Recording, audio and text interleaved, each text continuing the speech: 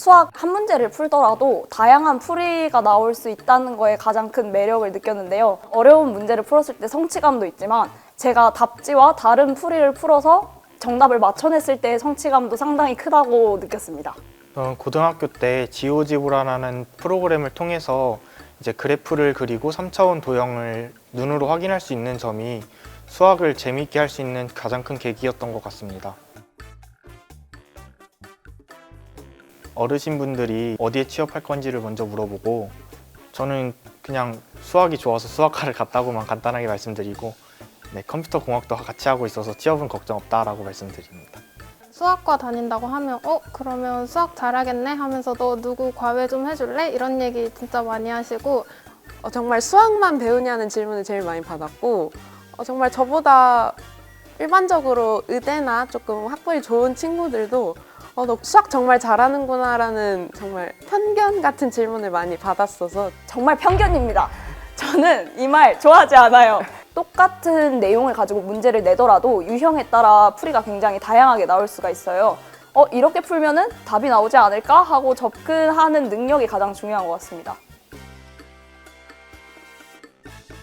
중고등학교 수학은 아무래도 문제를 풀고 답을 구하는 게 제일 큰 목적인데 대학교 와서 배운 수학은 답을 구한다기보다는 약간 원리를 이해하고 내용을 증명하고 넘어가는 수학이 많아서 처음에는 좀 많이 당황을 했었던 것 같아요. 이제 대학교에 오면 그 답을 찾는 과정에 대해서 조금 더 증명을 해주고 그 증명 과정이 어떻게 유도되었는지를 설명해주는 그런 수업들이 정말 많아요. 정말 깊이 있다라고 말씀드리고 싶습니다.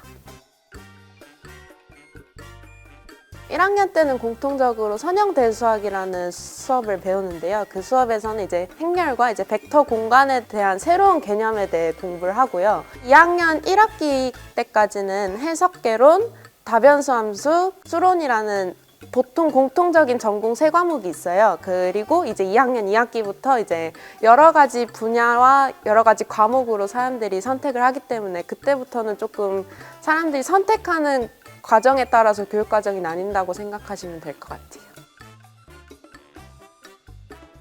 수업 방식 같은 경우는 일단 수학을 하다 보니까 교수님들이 판서를 하시는 경우가 많아요.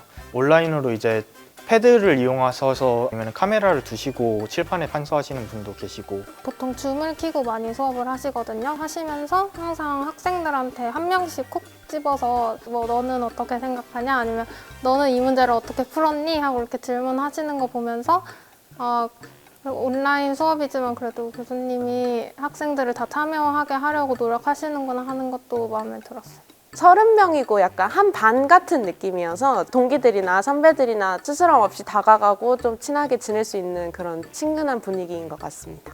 조금 팀플이 없다고 개인 플레이라고 생각할 수 있지만 저희 다변수 함수론 같은 경우에는 교수님께서 중간고사 때 1차와 2차로 시험을 나누셔서 시험을 보셨어요. 근데 그 시험이 아니라 약간 과제 제출 느낌으로 시험지를 올려주시면 같은 동기들이나 수업을 같이 듣는 친구들끼리 토론을 해서 답을 찾을 수 있도록 해주셨거든요. 친구들이랑 토론하면서 협력할 수 있는 수업이 있다고 말씀드리고 싶습니다. 고등학교 모의고사나 수학 문제 같은 게 보이면은 약간 지나치지 못하고 한 번씩 꼭 풀어보고 답을 맞춰야 되는 것 같아요. 약간 틀리면 내가 수학과인데 이것도 못 푸나 싶은 생각이 좀 들기도 하고. 저는 자동차 번호판이나 길거리에 숫자를 보면은 막 더하거나 아니면 이거 제곱수네? 막 이러면서 자꾸 규칙들을 찾아요. 약간 그런 걸 보면 나 진짜 숫자를 사랑하는 게 아닐까? 그런 생각을 합니다. 진짜 약간 저 방금 소름 돋았는데 제가 대답하려고 했던 대답을 말을 해서 저도 이제 약간 특히 번호판, 자동차 번호판을 보면 그렇게 4숫자나 5숫자를 더하고 싶어져요. 그래서 그 더한 수에 대해서 또 수의 특성을 찾아보고 18년도에 권호윤 교수님의 해석학 강의를 교수님이 이제 문제를 써주시면 1시간 동안 거의 2-3문제를 풀었던 과목인데 이제 학생들이 먼저 생각을 할 때까지 교수님이 힌트만 던져주시고 먼저 설명을 안 해주셨어서 그때 당시에는 많이 힘들고 어려웠지만 좀 더 공부를 심도 있게 했던 것 같고 해석학이 어려운 과목임에도 가장 자신 있는 과목이라고 생각을 합니다.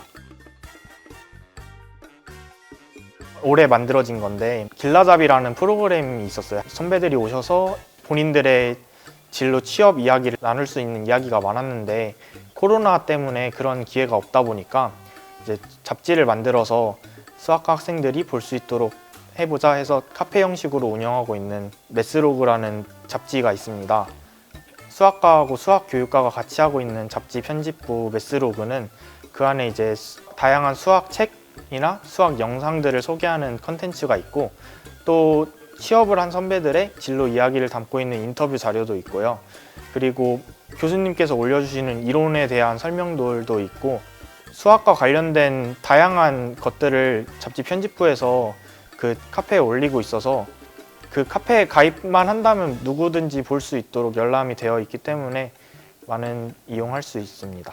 그 웨스로그에서 간단한 퀴즈 같은 것도 내고 있어가지고 맞추면 상품도 주거든요. 근데 그렇게 어렵지도 않고 하는 사람도 많지 않아서 상품 탈 가능성도 높고 그래서 한번 다 같이 해봤으면 좋겠어요. 저희 학교 수학과 같은 경우에는 교직 이수가 안 돼요. 그래서 만약 교육 쪽이나 선생님으로 가고 싶다 하면 교육대학원에 입학을 해서 이제 거기서 교원 자격증을 얻고 임용고시를 보거나 사립으로 지원을 하면 되고요.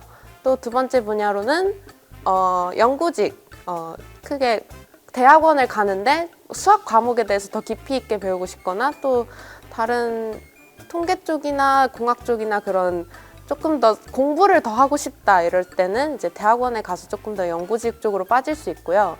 마지막 세 번째 분야로는 큰 시험을 준비해서 자격증을 얻는 분야가 있어요. 그래서 보험 계리사나 CPS 또 NCS 같은 그런 시험들을 보면 이제 자격증이 나오고 그런 자격증을 통해서 또 수학과 관련된 여러 직업을 선택할 수 있을 것 같습니다.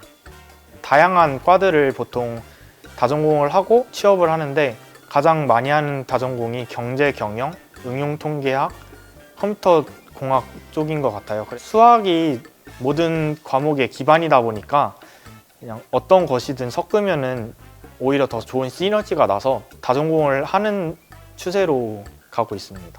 제가 아는 선배들은 이제 국가수리과학연구소라는 곳에서 계시는 박사님들도 계시고 은행권으로 다니시는 분들도 계시고 이제 응용통계학을 전공하고 통계 데이터를 가지고 취업을 하신 분들 같은 경우는 IT 기업에서도 취업을 하신 분들이 계십니다. 컴퓨터 공학을 다전공하고 있어서 컴퓨터 공학에서 가장 수학을 많이 쓰는 분야가 데이터라서 데이터와 관련된 분야들을 공부를 하고 있고 취업도 그쪽으로 생각을 하고 이제 4학년 때는 인턴과 현장 실습을 통해서 취업을 준비할 예정입니다. 원래는 제가 막연하게 응용통계학과를 다전공해야겠다라고 생각을 했는데 저희 1, 2학년 때 기초통계학 1, 기초통계학 2라는 수업이 있어요. 그 두 개를 제가 현재까지 다 들었는데 약간 통계가 내 길이 아닌가 싶은 거예요. 그래서 다시 여러 번 고민을 한 결과 금융 쪽으로 가는 게 좋지 않을까라는 생각을 지금 하고 있습니다. 저는 응용통계학과를 같이 다전공을 하고 있어요. 그쪽으로 NCS 시험을 준비해서 조금 공기업으로 취업을 생각하기도 하고 있고 중학교 때부터의 꿈이 수학 선생님이었기 때문에 아직까지는 교육대학원에 가서 임용고시를 볼지 아니면 통계 쪽으로 시험을 준비할지에 대해서 두 가지에 대해 고민하고 있습니다.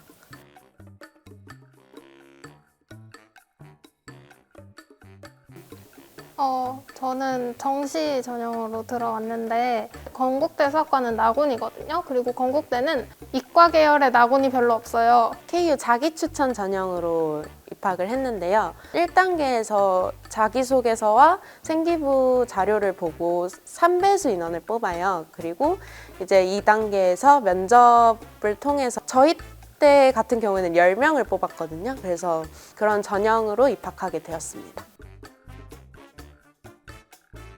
저도 KU 자기추천 전형으로 들어왔는데요. 저는 일단 자기소개서를 쓸 때 수업 시간 외에 내가 이 과목을 공부하기 위해서 얼마나 특별한 활동을 했는지를 보여주는 걸 가장 중요하다고 생각을 했어요. 그래서 제가 생명과학과 수학을 연관짓는 연구를 했었어요. 그거 가지고 글도 썼었고 자연스럽게 녹여내려고 노력했습니다.